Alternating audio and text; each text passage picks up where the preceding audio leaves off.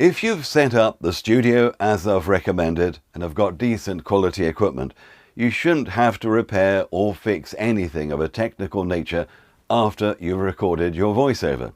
But if you listen back to your recording, it's got nasty mains hum on it, or something, well, that's a major issue you need to get sorted out, because it will affect all your recordings. If you listen back and it sounds like you're off mic, and this sometimes happens because you're speaking into the wrong side of the microphone, well, maybe you got distracted halfway through, or some idiot, some friend of yours, has turned it around without you noticing for a joke, Well, look, if that happens, you simply have to re-record it again. If it comes out even slightly muffled, equalization can sometimes do it, boosting the treble, but it isn't really as good as simply doing it again properly with your mouth in the correct position to the microphone with the correct levels. You see, if the recording is over-modulated, therefore very distorted, too loud, there's no magic trick where you can fix it. You simply have to do it again. Although if it is slightly clipped, I have to agree, there is, and say it's an important, unrepeatable performance. Maybe you did an interview with a personality for a podcast or something like that, something you did on your portable recorder, whatever. You can use the declipper in Audition. You find this in Effects, then Diagnostics, then go to declipper, process in brackets. That's Effects, Diagnosis, declipper. Experiment there, but to be honest, there's no substitute for actually doing it all again. But if, for example, you've got some little spikes on your waveform from a bit of lip smacking, I'll show you how to get rid of those spikes in a bit. But first of all, an important one, what about reducing your noise floor? Very, very important. Now, if you're lucky enough like me to have a totally professional sound recording booth that's isolated from external sounds and has acoustic panels inside and clever ways to deaden reflections, you won't have this issue at all, and your noise floor will be so low that nobody will even notice anything between the words or sentences. And you can test your own noise floor in your studio by sitting beside your microphone, not on it, okay, unless you hold your breath, and simply recording nothing. When you play it back, you should see your noise floor be at least 65 decibels in Adobe Audition. Sorry, minus 65, obviously. I think 65 would be a bit loud, wouldn't it? Minus 65 dB, okay? It shouldn't be anything above that. Just look at the bar meter at the bottom. Here's my noise floor at the moment, and you see it's much lower than that. Before you test your noise floor, you've got to calibrate your meter. You'll notice it only goes down to minus 60. Oh, it stops there. So how do you get the bit to the left of that? You simply right-click it. It's just set on the 60 dB range because that will give more sensitivity for the useful part. Change it to 72 or even 96 if you want for a laugh. And now let's do a new file and call this noise floor. Enter, and now we'll start recording. Now let's have a look at my noise floor as I shut up.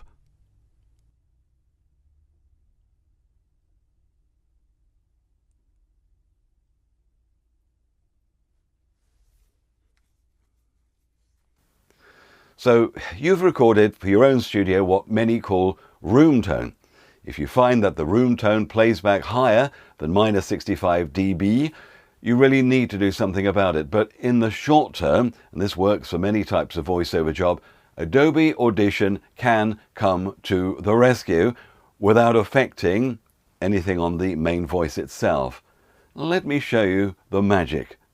Okay, so here we go with a script I've got to read, and I've opened the door of my voice booth. I know you can't see it on this video, but it's opened, so there's central heating out there. There's sort of a rummage round in the office next door. Shall I open the window as well? All right, I'll open the window. Hang on a second. Just over here. And the window is now open and it's raining outside. So back at the microphone, all that's in the background. I'm just going to be shut up for a minute. I'm just going to be quiet for a minute. Just hear all that stuff in the background. Right, now I'm going to do a voiceover and see if Audition can get rid of that background. So we go into Audition and we have a new file and we call this test noise, shall we say, and go OK for that one. And let's go into record. It's a big day. It's National Day. Celebrate big at top dining spots, attractions and many more with thousands of 2-for-1 offers. Buy the Entertainer app now for just 20 dinars. Use the promo code Bahrain49R and make it double the fun.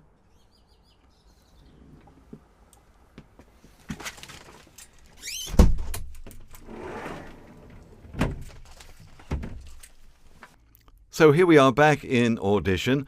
So we've got the central heating, the rain outside the window, and all sorts of other stuff. Can Audition get rid of it? Let's just listen to it here when I stop talking to you at the beginning. It's a big day. It's National Day. Celebrate big. Even a car horn outside there. Day. Celebrate big. I wonder if it'll get rid of that. Okay, well, let's just get rid of the rubbish first of all. We know that's me talking. So highlight that and click delete. And now, big day. It's National Day. Celebrate big. That's crackers, isn't it? Right, so we have got something called denoise. If you want to find denoise, oh, look, we're not mucking about with that. You've already set up your presets, have you not? So it's 8, and here it is. It's denoise. Now, there's various presets on this. I could put it on 100 if you want, but it sometimes is a little bit muffled on there. I'm going to start it off at 50 and just try it. Let's apply it. This one down here, by the way, just tests it out without applying. So you get top dining spots, attractions, and many more with thousands of 2-for. Well, but anyway, so let's click apply, and that actually does the job. We can always undo it. Now let's listen to it. It's a big day. It's National Day. Celebrate big at top. Well, there's still the car horn there, but we can just highlight it and push X to get rid of it completely. But look, see? All that noise has gone in between all the words.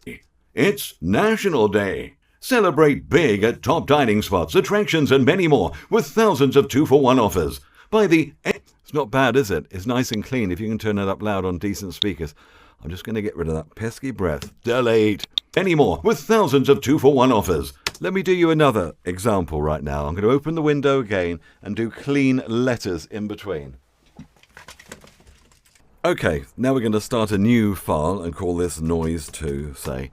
And I'm just going to do just clean letters. I get asked to do this a lot, for example, for children learning English or whatever, where you just have to do the letters of the alphabet. We've got nice clean gaps between words or letters, even as I'm about to do now. As I start recording here, it's perfect for this kind of thing if you have noise problems. So I've got a problem, I've made it myself, I've opened the door of the professional voice booth, which is normally fantastic, and open the window as well. It's raining outside. There's the traffic of Manchester outside here. And so let's do some letters. Here we go.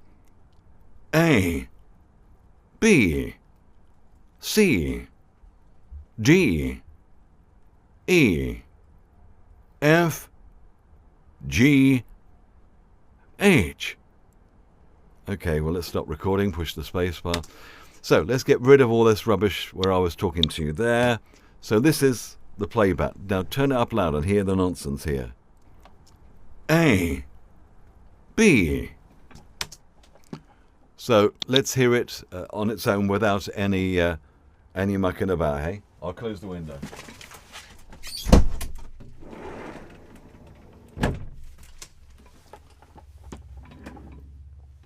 So let's hear it without the Audition magic, and just look, by the way, at the noise floor, how it's risen up significantly. That would be rejected.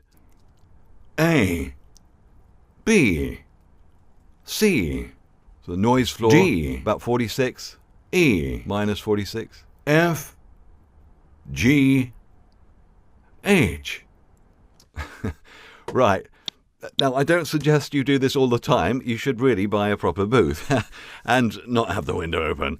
So we just push 8 again. It comes up with denoise. This is on 50%, by the way. If we did 100, sometimes it's a bit muffled. I'll do it on 100. Look how clean it is now. There's nothing in between, but it may sound muffled. Let's have a listen. A, B, C. It's all right, actually, isn't it? Let's just undo that. And let's see what it's like if we push 8 and do 50%, because you don't want to put too many artifacts on the actual thing that the client wants. Apply. It's not bad.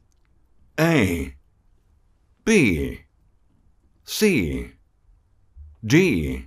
So there we are. That's the magic denoise effect in Adobe Audition. And if you haven't got the preset sorted out yet, it's in Effect, and it's called Noise Reduction Restoration, and it's down here called denoise. And by the way, once you have got your presets, it tells you what it is on the right here in case you've forgotten, but you've of course written it down. All the old ones there as well are there. For example, adaptive noise reduction and all sorts of other things you might want to play around with, but they're the main ones you want. Denoise is the latest version of the way to quickly get rid of low noise or hiss or hum or something in the background, but ideally you shouldn't have it there in the first place. Well as a nasty noise floor, you may also have little spikes that you need to get rid of in waveforms. And there are two main ways of doing this. Simply, you can edit it out, hope that no one notices, but to be honest, it's difficult when it's in the middle of a word. Or you can use one of the tricks inside Adobe Audition. Let me show you. Now, I've put a few things that I've actually had in real jobs this week that have got pesky spikes in. I'll play this one to you. See if you can find out where the spike is. In the coalition, it's the sea of coalition. But actually, you could probably get away with that. It's not really bad to hear. It's not like a big, like that sound, is it? But you see, the problem is this little spike here that I've highlighted there, because it's the highest thing, it's okay if that was the medium, but because it spikes up like that, as soon as you normalize it, it's not going to normalize it as much as it would without that spike. Do you see what I mean? Because the average wouldn't be the same. Now, I could just zoom into the thing and try and edit it out completely by highlighting it like that and pushing delete. But I don't want to do that because that's a part of the word. And there's a far easier and much more accurate way of doing it. And there's a few ways of doing it.